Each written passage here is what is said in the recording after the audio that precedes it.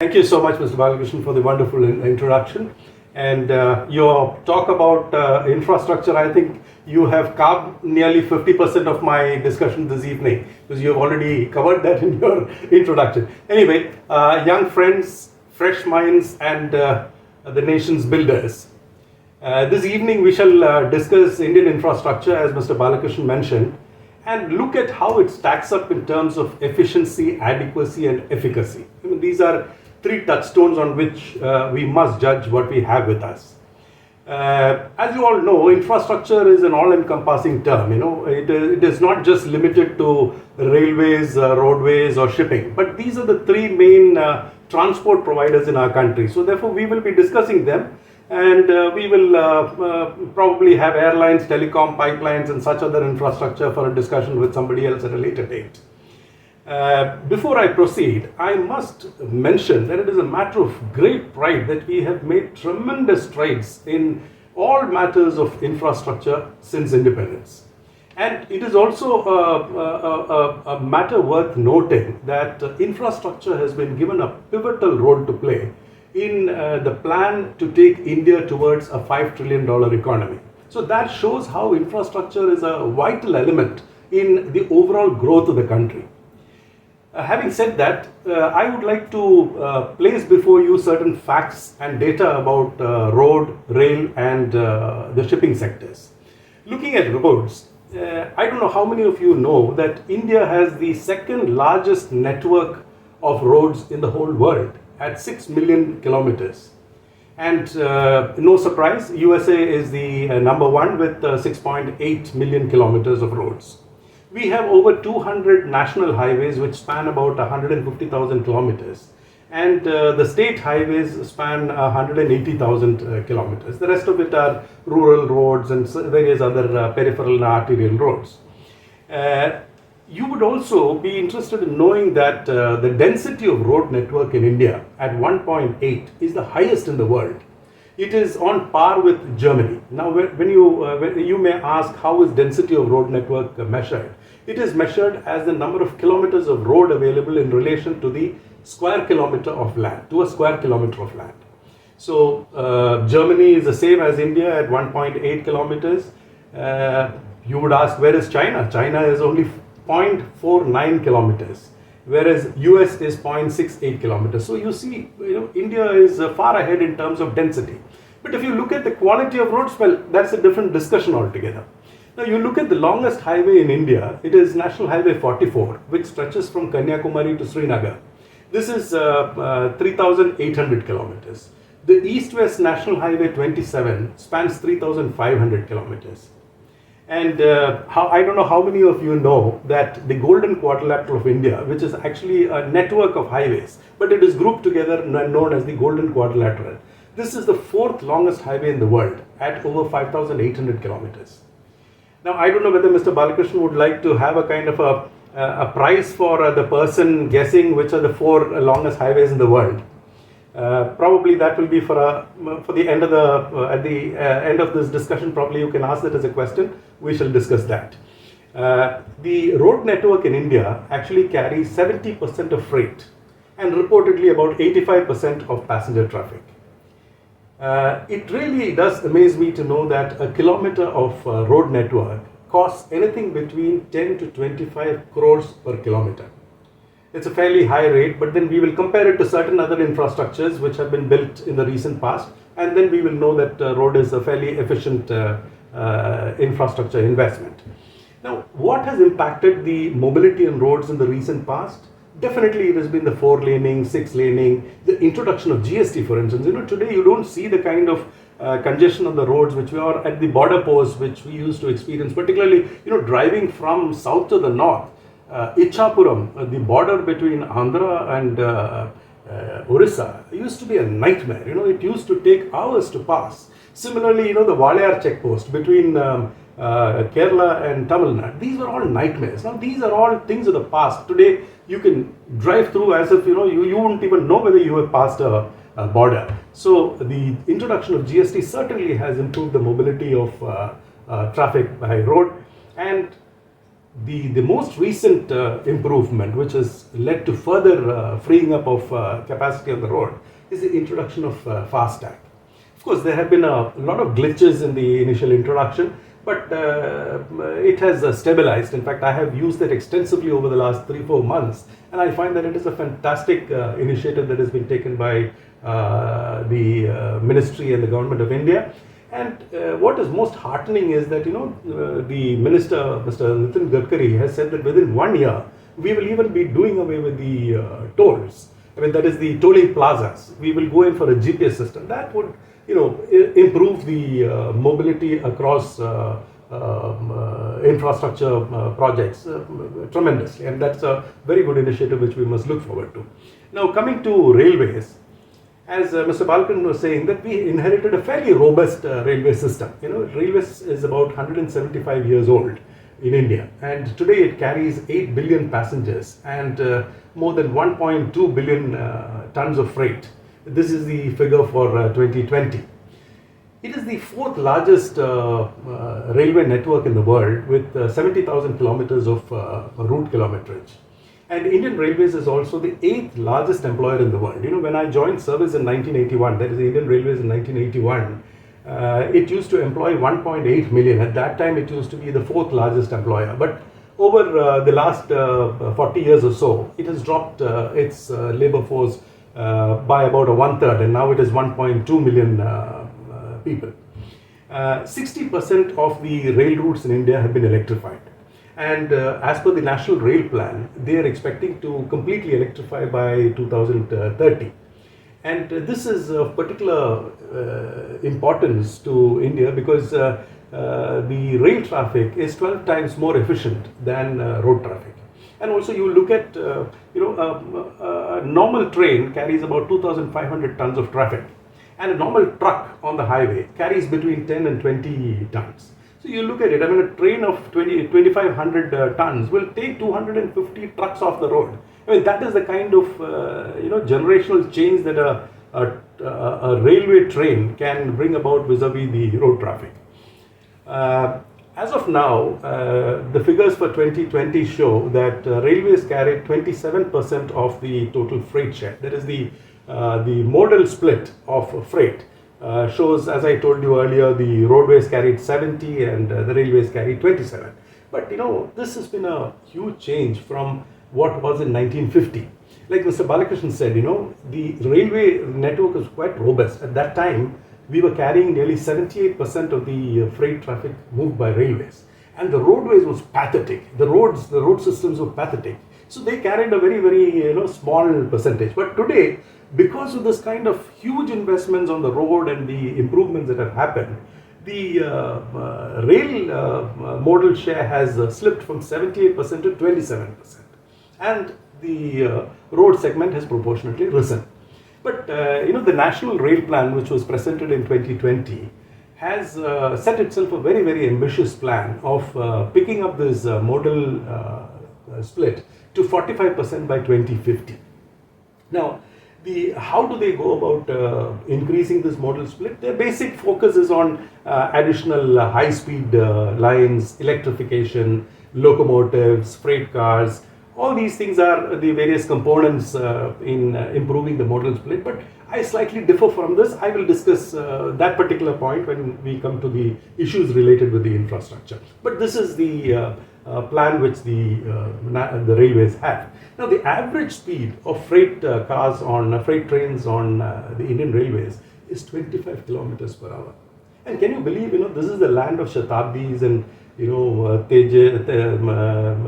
Tejas and Rajdhanis and all that. The average speed of a passenger train on the Indian Railways is 33 kilometers per hour. It's ridiculous. This shows that our track capacity is very stunted, and we have different types. It's like it's like plying a bullock cart as well as a Mercedes Benz on a road. We run differential speeds on the same track. So now this will be corrected by the DFC, the dedicated freight corridor, which is basically meant for high speed and high axle load trains, and then we are bringing in bullet trains. So these are all dedicated infrastructure which will pull up the speeds and also make sure that freight and people move at much faster speeds from places to places. And now coming to shipping, which is the third sector that we are looking at. India has over 7,500 kilometers of coastline, which all of you know about. But over these 7,500 kilometers, we have more than 200 major, minor and intermediate ports. And these ports together handle nearly 90% of international cargo by volume and 70% by value, which India is handling. Now, these ports together handle nearly 1 billion tons of cargo. Now, if you look at the port infrastructure in India, it has again seen a sea change over the last 15 years, particularly after 1995, after the new concession agreements came in. A lot of public ports were privatized, or at least the container ports were given to the private sector for operation and investment. So there's been a huge change in the port infrastructure. But if you look at it, look at the figures of 2018, we find that among the top 50 ports in the world, China has 16 of those ports, whereas India has just 2. And these are Nhava Sheva and Mundra. And you must have read in today's news that Mundra has overtaken Nhava Sheva to become the largest port in India. Well, it's fine. We have infrastructure, it is developing, but then there are a lot of things which we need to look at as to whether this is enough. One of the focus that India has is to make India the factory of the world. Now, what we have with us, is it enough to catapult us into that league, to call us the factory of the world? Well, let us look how all this infrastructure that we looked at stack up. Now, as you know, logistics, when you look at logistics in a much more holistic manner, it is not just carrying people or material from just, say, our designated point A to another designated point B. There is the first and last mile linkages which need to be taken into consideration. Now, for instance, if you look at goods, it is not just a railway goods shed, which is the starting point or the end point. The starting point is always the production center.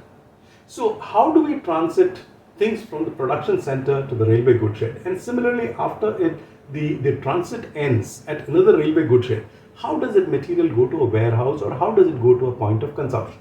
Now, this is the biggest weakness that we can find, whether it is ports or whether it is railways. We find that the first and last mile linkages are really putrid. And this is where, railways have lost a very large share of business to the road because of its poor infrastructure, not only in the goods sheds, but also in facilitating the movement to the first and last miles.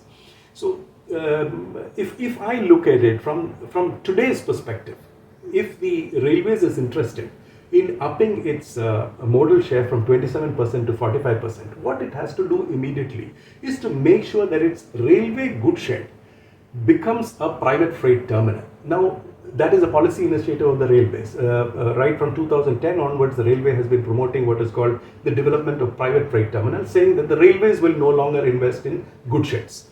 The private players will be asked to come, buy land, take linkages from the railways and set up huge logistic centers which will be called private freight terminals. Now, I think that is that's not the right way to go about, because when you are looking at buying a parcel of land, getting a linkage from the railways, laying new railway lines, then investing in technology, it's going to cost money. So therefore, the available resource, which is a railway goods shed and huge amounts of land which is available with the railways adjacent to railway goods sheds, should have been used by the railways to develop these kind of freight terminals. Okay, you could have brought in private investment, you could have induced private investment to build these kind of infrastructure. So that would have actually obviated the need for secondary transportation. What I mean by secondary transportation is that when you unload from a railway wagon, there would have been no need to transport it to another warehouse. So that the user of a railway train does not have to go looking for different service providers for transporting, for warehousing, for packaging. All this could have been avoided if this infrastructure were available by the side of the railway goods sheds itself. There has been certain initiative, but very half-hearted initiatives by the railways to develop existing goods sheds. But I feel that if it is really keen on increasing the modal share of the railways, whether it is to 30%, 35%, this cannot happen unless the railways develop it using private investment on their own land, so that the money is not wasted on buying additional lands or in generating additional linkages towards the railway line. Now, so that is the first thing. There has been no focus on first and last mile linkages. This is true for the ports too.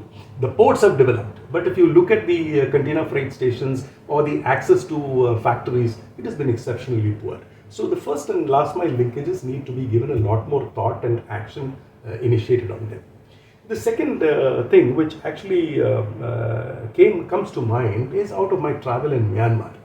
If you look at it, we have been building roads for the last, like we said, the development of roads in India for the last 75 years has been brilliant. It has gone on.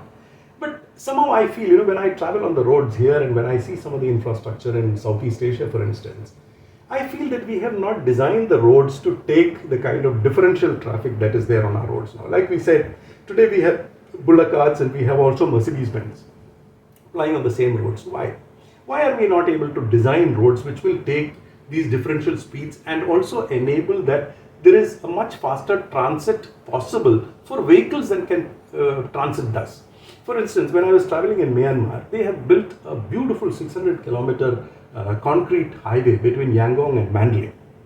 Now, this road actually splits the agricultural lands into halves. On either side you find agricultural lands. And in Myanmar, the logistics is still, the rural folk actually use bullock carts for transportation of seeds, fertilizer, and their produce to the market and all that. So, to ensure that these bullock carts don't encroach on this beautiful highway, what they have done is, they have built service roads which take these bullock carts, and they also take three-wheelers, and that is small LCVs and two-wheelers and all that. They all go on the sides. So the speed potential of the highway is fully realized. Whereas when you travel in India today, you will find that you will be traveling behind an auto rickshaw on a highway, and that actually cuts your average speed. You are not wanting to speed beyond the limits which the government has mandated, but the fact is that your average speeds get cut. So therefore, I somehow feel that we should give a little bit more thought into designing our roads. For instance, in Thailand, I found that they had three-layered roadways. The lowest, which is actually on terra firma, you have these roads which actually link the city. People who are living within the city, they go to their markets and they go to their residential areas. They use the roads on the surface.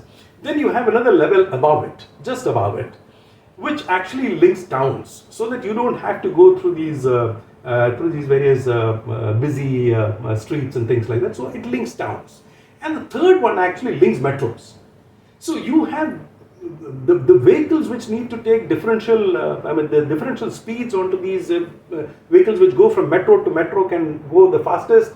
Then the ones which go between towns, they go at a slightly lesser speed. But then the fact is that you're completely decongesting. You don't have all three competing on the same road. So I think we must think of something like that, because in India, the cost of land is going up exponentially. In fact, acquisition of land is one of the major problems in ensuring that additional infrastructure happen in India. In fact, that is one of the contentious issues, whether it is agricultural land or industrial land, whatever is required. So somehow I feel that this is a thought which has to be given more thought, and this idea should be given more thought, and possibly it can be implemented in India too. You look at then the use of roads. Today when you drive up to a toll plaza, you have a huge board, massive board, which shows who all are exempt from paying user fee. Now it starts with the President of India and then comes down to police and all that kind of stuff. Now if you really go through it and analyze who are these people or agencies who are permitted free access on the tollways, these are all people who can actually get reimbursement from the government of India. So why should there be a user fee exemption? Everybody should be made to pay a user fee, because this has two implications. One is you are signaling that some people are entitled in this country, where many others, common people like you and me are not entitled. So therefore you must pay, and you have to pay for them. The second factor is that when they do this kind of a road census and decide to exempt certain categories of people, that also adds up to your user fee, because that traffic is taken out of the total census on who this user fee is divided. This is something which is not acceptable at all. User fee is user for every citizen or everybody who is at that point of time living or using the roads. Now, I was very amused to see a news item yesterday that the Prime Minister of Norway has been fined by the police for breaking COVID restrictions. Now, do you think this can happen in India? We are talking about toll fee. There we are talking about, the Prime Minister, the Prime Minister of Norway being fined. The restriction was only to have 10 people in your house, and she was celebrating. She was having a celebration in a house where she had 13 people. So she was made to pay close to about $2,500 as a fine. Now, this is what I call, this makes everybody equal. I mean, I'm not being political, I'm being economic. In the sense that everybody should pay towards the use of what you are doing of that particular infrastructure. It doesn't matter whether you are the Chief Minister of the country, of the state, or you are the Prime Minister of the country. It doesn't matter. Everybody is equal as far as user fee is concerned. So that is where I feel that this is something which has to be done. Similarly, another very interesting thing which I found in Norway, again pertaining to the use of roads, is that when I was driving from Cochin to London, when I came to the border of Norway, normally, during those times, I'm talking about 2014, when you drive from one EU country to another country, it was seamless, in the sense you did not even notice that you had passed the borders of one country. But Norway was an exception at that time. In fact, Norway and Switzerland, for two different reasons. Norway was a very interesting exception, because as soon as I crossed the border, I was signaled by a police party to move into a secluded area, where a lady constable asked me to lower my window, and then she came and very politely asked me whether I would be willing to undergo a breathalyzer test. So then I asked her what is the reason. They said, see, look, we are giving you an option. If you have consumed alcohol, we have a zero tolerance towards alcohol. Unlike other European countries which have, which tolerate probably a beer or whatever, we have zero tolerance on our roads. So if you have consumed, we give you this opportunity. You can go back. You can come back after a while your system is clean. Otherwise, you can take a breathalyzer test. Now, it was not an intrusive breathalyzer test, but it was a very effective breathalyzer test. But that showed me that they have the concern for the traveling public was absolute. They didn't give a chance for one person to hurt another person on the road. So whereas we do not have these kind of, the amount of drunken driving which happens. People don't use helmets. People don't care. So these kind of things on the roads these are things which build inefficiencies into the system. I mean, we are generally looking at inefficiencies. So these are inefficiencies which unnecessarily, hurt us in terms of, whether it is a physical hurt or whether it is hurting us economically. These are things which we must avoid. The fourth issue which I would like to look at is it's with a lot of sadness that I come to this particular point, is the kind of long leads that we have for infrastructure projects in this country. Over the past 2 years, two major projects were inaugurated in our country. The first one is about 4.95 kilometers of a rail-cum-road bridge over the Brahmaputra called the Bogibeel Bridge. This was inaugurated in 2018. Actually, the foundation stone for this bridge was laid in 1997. And at that time, the Bogibeel Bridge was estimated to cost about 1,700 crores.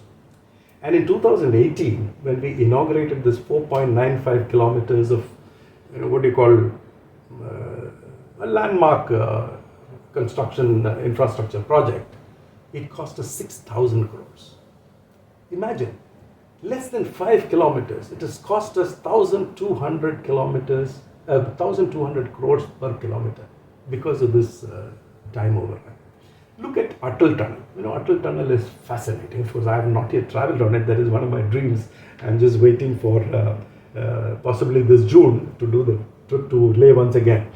The Atal Tunnel was actually envisaged in 2000 by the then Prime Minister of India, Atal Bihari Vajpayee.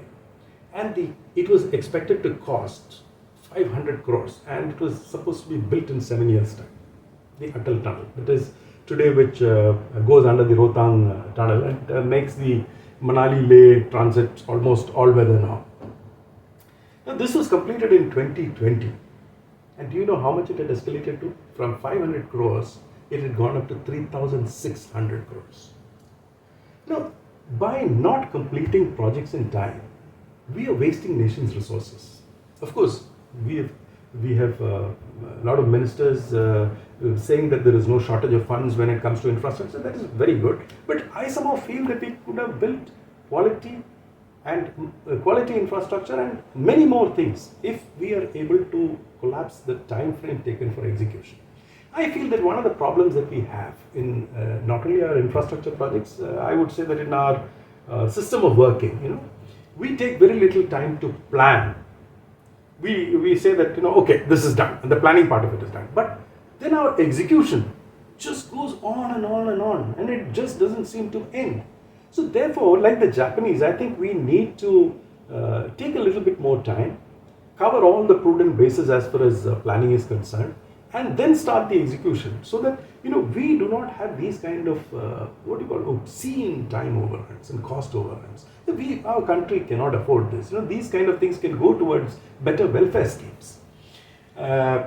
Again, after spending all this, we have spent a lot of money on roadways, railways, shipping, and all that. Particularly on the roadways, what we find now, I find it very galling. When we pay tolls, that much of this infrastructure has not been completed before the tolling process starts. The best of times, only about 80% of the infrastructure is completed before tolling is begun. Now, once tolling begins, everything else is forgotten. The safety part of it is normally forgotten totally. And therefore, I feel that it is time for the government to put its foot down. It should be part of the concession that unless all the specs have been complied with, not one paisa of toll can be realized. Now what you find is that before even the roads are complete, before the infrastructure is complete, the tolling plazas come up. Well, that is, I think, it's bottoms up. That is not the way to do it. So therefore, we have to look at infrastructure. Today, the tolls are also not cheap. In fact, I would say that China today probably has the highest toll charges in the world. If you look at it, in fact, among the 49 countries that I have traveled in, China probably has the heaviest toll. But look at the kind of infrastructure that China gives you.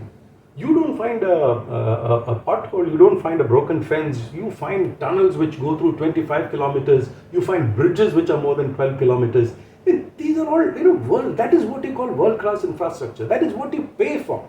And nothing gets inaugurated or nothing gets commissioned till the scope or the particular infrastructure which is designed, unless it is in place as it is not inaugurated, it is not commissioned. This is what we must do, and this is what we must ask the government to do. We cannot have this kind of a short shrift where safety issues, our amenities, all these things are given a go by. That cannot happen. So therefore, we must ensure that we get the infrastructure which has been given in scope. One more thing as far as tolling is concerned. When you go abroad and many of these tolling items, you get some basic information as to what is the scope of this work, what is the total amount spent on it, who is the concessionaire, how many years is the concession, and how much has been realized so far. All that kind of information is transparent to a user of the road. But in India, you don't find a single such transparent information available for any tollings on this place. So I do not know for how many years I'm going to pay. For instance, in Chennai, I have a ridiculous situation when I go from, I stay within the corporation limits of Chennai. When I go from my flat in Siruseri to Thorepakam, I have to pay 2 tolls within the same corporation limits. And this has been going on for the last 20 years. And every 6 months, and this is something which I find ridiculous. This toll is linked to the consumer price index. How on earth can they increase the toll based on consumer price index? This was based on infrastructure costs at that point of time. How can you increase the cost? So, these are things which we need to ask. Unfortunately, we do not have time for all this. We do not have agencies which can, devote attention to these kind of things. But we need to ask these questions.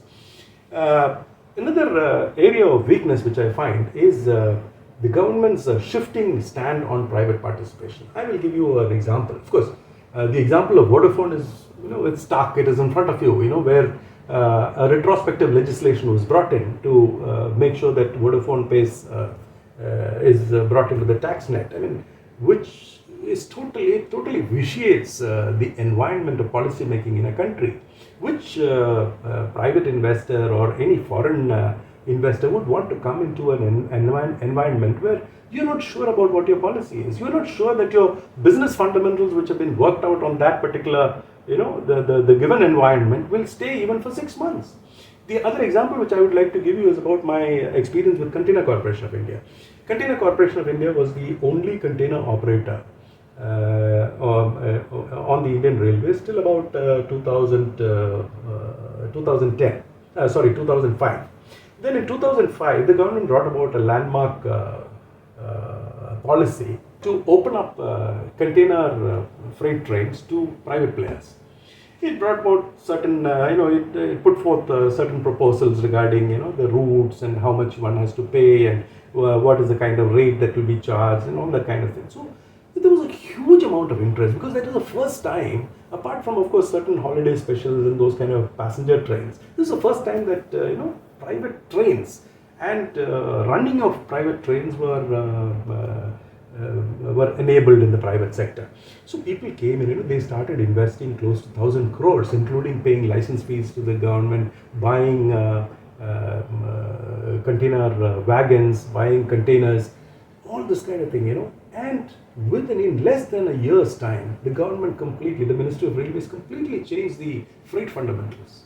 Now, people who had invested money into this lost big time because their entire business model, which they had painstakingly evolved based on the then policy of the government, were completely undone in less than a year. And they kept on, railways keep on revising the concession every 6 months. Now, in this kind of a business environment, who will invest? So many of them went out of business. There were many mergers, there were a lot of acquisitions. Many of them are still limping. So this is not a kind of a proper environment in which you can expect a private player to come and invest. And after all, a private player also comes in. He is not saying that he needs usurious return from it. No, he is at least asking you to hold your policy firm for 5 years. 3 years, 5 years, please hold it firm so that at least we build our fundamentals on that, business fundamentals on that. So this is an area where India is lagging very, very much behind. Another issue where again I was privy to, I was the general manager of DP World in Cochin between 2005 and 2010, where we were building it was definitely the biggest integrated port development project in the country since independence. It had a road segment, it had a rail segment, it had the port segment, and of course a lot of other attendant infrastructure like the container freight terminals and all that. So it was the port itself was to invest about 2,500 crores in the development of a greenfield project at Valarpada called the International Container Transshipment Terminal. Now, we built this between 2008 and 2011 February. It was inaugurated. It is probably one of the fastest developments of that kind of a port in a very, very difficult, very challenging environment, whether it is labor, whether it was all filled up areas, so a lot of marshy lands, land improvements were very large. But then, after doing all this, this ICTT was positioned as the first port-based SEZ in the country. And what is the brief of ICTT? Since there was no proper container transshipment terminal in India, most of the Indian cargoes migrate to Colombo for the transshipment to various places like China or to Europe or Africa or wherever. So, Cochin or Vallarpadam was considered to be the competitive hub for Colombo. We were supposed to get our own cargoes coming from different parts of the world as well as in India. We will make Cochin into a transshipment hub for distribution, and then that will reduce the dependence of Indian cargo onto Colombo. In fact, 80% of Colombo's transshipment was Indian cargo going from Indian ports into Colombo. So that dependence, and also similarly what would happen, what was thought to happen was actually to reduce the cost as well as the transit times. Now, the first, let me give you a little background in the sense that the Customs Department is with the Ministry of Finance and the SEZ is under the Ministry of Commerce. So when we were developing this infrastructure itself, there was a lot of friction between the two ministries. The Development Commissioner of the SEZ based in Cochin and the Chief Commissioner of Customs also based in Cochin. There was a lot of turf war going on as to who will do what and who will get primacy inside the port, who will the processes, the procedures, because this was the first initiative of this nature in the country. So a lot of things had to be put on paper. It had to be sort of rehearsed and made sure that everybody understood. Lo and behold, when the first vessel with transshipment cargo landed in Vallarpadam, and they landed the container, there was a posse of customs officials who descended on the port and then said that it is an illegal transshipment and made sure that the transshipped container was put back on the ship. For more than 3 years after that, transshipment cargo never came to Vallarpadam. Now, is this nation building? Are we not all supposed to coordinate and make sure that this nation gets the best and we do the best? These kind of turf wars will cost us very heavily. We look at, how is it going to fatten me? Well, that's not the way it is. We must ensure that our country prospers. But that doesn't seem to be the line of thinking among many of the government agencies. Now, the other factor, in 2001, there was a major rail disaster at a place called Kadaludi, that is on the Shorn-Calicut section. A lot of people, more than 75 people lost their lives. What happened was that a high-speed express train went off the rails on a bridge and went into the sea. Now, there were a lot of inquiries, the Chief Commissioner for Railway Safety and all that. The final findings were not very conclusive, but what was generally believed is that it was a combination of factors. There was some rail defect over the bridge, and one of the piers of the bridge was also unstable. So a combination of factors resulted in that. I'm not coming to the cause of the accident or the unfortunate loss of lives, but during the time of when they wanted to restore the bridge in Southern Railway, they looked around to find out whether there were designs and drawings of this bridge. This bridge was built in 1860. The accident happened in 2001. So it had already served the Indian Railways for 140 years. And what is it made of? It is made of laterite stone, not of any concrete and those kind of things, not any modern, building methods. It was made from laterite stone. It was an arch bridge. They looked high and low for the designs of the bridge, and they couldn't find it anywhere in the Southern Railway Office or Trivandrum Division, Palgar, nowhere. Finally, where they located the designs? They located it in London. They still had it in their archive. This is what you call, it is an example of the vision, and that they have built it to last that long, and they also have preserved the documents, the data, the figures, all that relating to that particular thing. 140 years that bridge has lasted. Now we read about bridges being built, and I'll tell you an example of Palarivattam flyover in Kerala. In less than 6 months it was decommissioned, because they said that it was not built properly. You look at a railway bridge which lasted 140 years and this flyover which lasted 6 months. Similarly, you look at, some of you must be definitely familiar with Calcutta railway terminus. At the time of independence, the Calcutta railway station had 15 platforms. Today it has 23 platforms. So it has gone up, the number of platforms have gone up by about 50%. But the traffic has gone up by 1000%. This is what you call, vision in terms of infrastructure building. That is vision. So there are three things which are a component of infrastructure building. You should have a vision. Today we are actually building infrastructure for yesterday's requirement. Now these people, there was a set of people who were our rulers who built infrastructure to last for another 100 years. So there is a need for that kind of a vision. Similarly, you have to have quality built in. You have to take care of the time component, which we discussed earlier. So these three things, vision, quality and time, these are all essential ingredients that go into ensuring that inefficiencies don't creep into the system and we take full advantage of what we are building. Another thing which you find when you're transiting, when you're traveling on the roads, is actually the condition of the vehicles. You would have seen the kind of, poison that is sort of spewed by vehicles, and the many of these vehicles are not even able to haul its own rear tires. It is that kind of a condition. Whereas you travel in Australia, I was traveling on their Australian Highway 1, which by the way is the longest highway in the world. It is 16,500 kilometers. It's the longest highway in the world. And they have these monstrous trucks, they are called the road trailers. They are 100, 120 feet long. They go along at 100 kilometers per hour, which is the permitted speed on those highways. And if you don't overtake them properly, you will get crushed by the oncoming road trailer.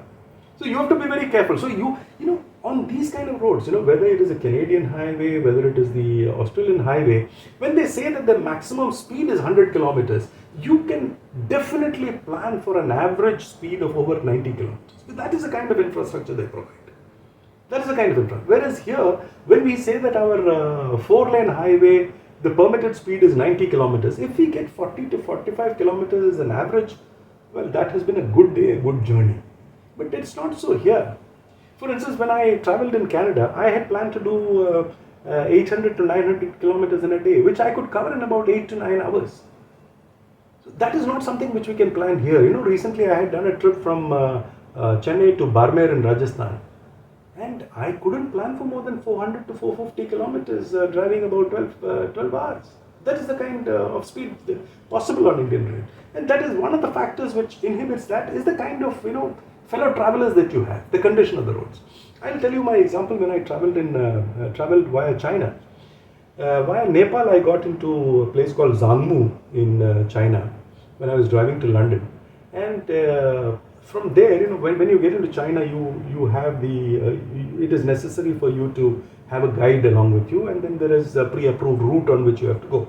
But the first major stop that we had was at a place called Shigatse. At Shigatse, I had to get three things done. One is the first thing which we have to do is we have to go to a what is called it looked like a warehouse to me. The guide went and contracted with a mechanic. That one person came, he opened the warehouse looking structure, and then in about 10 minutes I was made to drive from one end of the warehouse to another over a particular trail.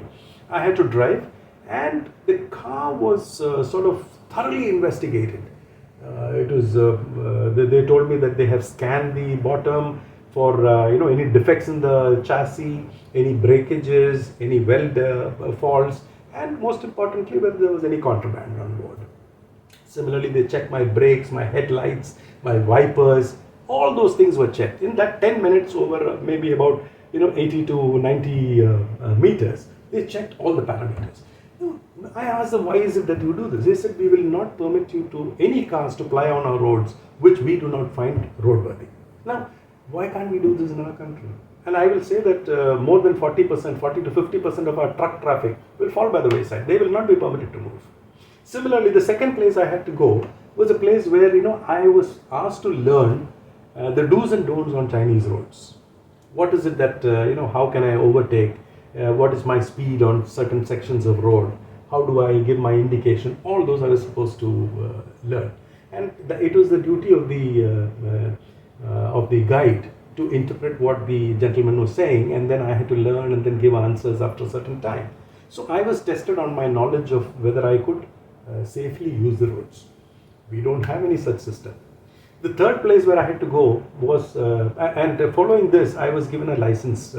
I was given a driving license, which means that I was authorized to drive on Chinese roads.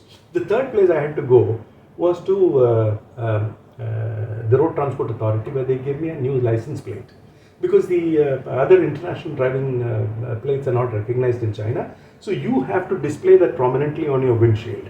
So whenever you cross, China, I've never seen such density of cameras anywhere in the world. Wherever you drive, you will find bulbs flashing. You don't know whether it's your vehicle or any other vehicle, but fortunately I was never fined. But I knew that I was watched, and probably the number plate that you were displaying on your windshield, that was a marker for your car. But one very interesting thing which I observed in Tibet, how you will not find any speed boards anywhere. But at intermediate intervals, maybe say 10 kilometers, 15 kilometers, they have these checkpoints. So you go to the first checkpoint and your documents are shown. All this is done by the guide. You show your documents, and then the military person there who is manning the checkpoint will write on a small piece of paper as to where the next checkpoint is and in how many minutes you can reach there. Okay, so actually you will find, as you're driving, you drive very carefully because you've been told that next checkpoint is only in 90 minutes. You can't reach there earlier than 90 minutes, but you will find vehicles zipping past you. Then you wonder, whether because you are an outsider, you've been given a lower speed. But then, when you near the next checkpoint, you will find that all these fellows are pulled up short of the checkpoint. They're all waiting for that, time to come. Because if you come to the checkpoint earlier than that time, then you pay a fine. So the intermediate time taken is not decided. It is the overall time. The very interesting thing which I didn't find anywhere else. So that is how they ensure that the right kind of vehicles are on the road that avoids accidents. It's not that you don't find accidents. You do find a lot of accidents. But the fact is, they make sure that you eliminate all those kind of foreseeables. Unforeseen accidents can happen. Then one of the things which surprised me, I was a student at the London School of Economics in 1995. What amazed me at that time is that I could buy a single ticket for traveling on the metro, that is the train, the ferry, as well as on the roads. But we have been trying this. In fact, Chennai tried it in 1998. There was a lot of study to what is called the Unified Metro Ticketing Authority. Nothing happened. In Cochin recently, with the metro coming in, the metro rail was supposed to bring all the other agencies for the rail, the road, and all this together. They were supposed to have a unified ticketing system. That is also not taken. Now, when you don't do this, you are actually denying your citizens of a seamless travel. A lot of efficiencies get built in. But unfortunately, here again we are talking about the turf. Who is in charge of the road, who is in charge of the rail, who is in charge of the water. Everybody says, no, I don't trust the other fellow's records. Now, that way, you as a citizen, it is costing much more to govern you. These are all costs which are added on to the administration. So I feel that, this is one area where all over the country, especially with this metro rail today becoming a fashion all over the country, there should be a unified metro ticketing. Because in any case, your first and last mile linkages, as we discussed, will be by road. So you should at least have a road come rail ticket. So that is something which we should look at. The other aspect, which is again bothering me a lot, is especially with recent pronouncements of the finance minister, there are a lot of privatization now going to happen, whether it is with your banking sector or with your logistics, like Concor is going to get privatized, or they're going to disinvest. A lot of things, your airports are getting divested. But what I would like to ask the government is, now if you say the private sector is able to leverage a lot of efficiencies, why can't you run your PSUs like the private sector is run? Why should you have an IAS officer heading a steel authority of India? Why can't you have a technocrat? Now you have brought in Mrs. Srinivasan to head the PESB, that is the Public Enterprises Services Bureau, which is supposed to find heads for these kind of public sector undertakings or government, quasi-governmental undertakings. Now, if that is the case, why can't you find technocrats? Why can't you find experts in the field to head these institutions? Because government is today sitting on some of the most, most valuable assets, landed assets in the country. Why should you privatize this? You must make sure that you become lean. Now, why is it that Air India is not being sold? Because anybody who is interested in Air India says, you first sack your people. I cannot take so many people in. So why is it that the government of India is not able to have a arrangement with the labor, give voluntary retirement and make sure that it trims its own force and then becomes viable? If this can be run viably by Tata, why can't the government of India do it? So therefore, I somehow feel that there are a lot of inefficiencies in our system which need to be first taken away. And we can actually build a lean and mean machinery within our own PSUs. So instead of talking about privatization, I somehow feel that we should look at privatizing our processes, our methods, our manning systems. That is the way we should look at it. We should not give away these assets. This is my feeling. The last point which I would like to tell you is about generating collateral revenue from the assets which are owned by the PSUs or by the government. Look at the national highways, for instance. You have such a lot of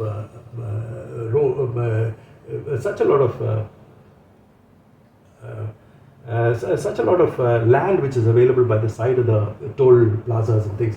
Why are we not able to build class infrastructure? Which, you have vendors today who are encroaching onto the national highway. You should put all of them there. You should put all that there. You should be able to give adequate parking spaces, have a food plaza, have these vending stalls. You travel along the highways of Malaysia. This is exactly what you will find. In toll plazas, you will find all this kind of information. Families can travel at leisure, you can rest, you don't feel the fatigue. The local vendors are given adequate places to vend their wares. All those things are available. So why can't we do this? And you can generate revenue which can go towards subsidizing the user fee on the road. So these are all, for instance, again, in taking an example of Chennai, we have the rapid transit system in Chennai. Some of the most prime real estate is with the railways. And not an inch of space has been sold in any of these railway stations. It is being used by some government agency. That doesn't help. But just opposite that, you will find private enterprise, you will find malls. Why are we not able to make use of such a lot of space available at railway stations? We are not doing that. So these kind of additional resources which we can get can actually reduce the burden on the road user. So these are a few things which I wanted to discuss with you. Now the floor is open to you for asking questions. But then, one of the questions which I would like to leave you with is to ask, in this kind of an environment, can we actually aspire to become a factory of the world? How did China make it possible to become the factory of the world? It is actually by building class infrastructure, class linkages, and then it showcased to the world that we are able to build in our own country, which is better than what you have in your own country. We are not even able to build one stretch of road which we can showcase to the rest of the world and say that this is better than what you have in your country. So therefore, to aspire to become the factory of the world is an aspiration without any kind of foundation. So I feel that there has to be a lot of emphasis, and as I said earlier, part of this roadmap for the $5 trillion economy is dependent on the kind of pivotal role that has been given to the infrastructure development. I hope that happens, and we must ensure that not only is this infrastructure put in place, we must train our bureaucrats, we must train our technocrats to ensure that we seamlessly give service to the customers, both internal as well as external. Our processes have to be robust. We cannot be like a weather vane in terms of policies which we initiate as far as the government is concerned. So, in conclusion, we have talked about the various inefficiencies that are in our system. I may have leaned very heavily onto the road because I have been using these roads for the last 11 years very extensively. So my bias is very, very clear. I'm sorry for that. But any questions that you would have, please do address us. If we are able to remove these kind of inefficiencies, probably a couple of points on the GDP we could impact. So that is the kind of thing which we must look at, and you as young builders of this nation must certainly focus your attention to building infrastructure and also innovate. I mean, innovation is the basis for making sure that infrastructure gets built at the cheapest cost and at the fastest time. Thank you very much for this evening. Thank you, Mr. Balakrishnan.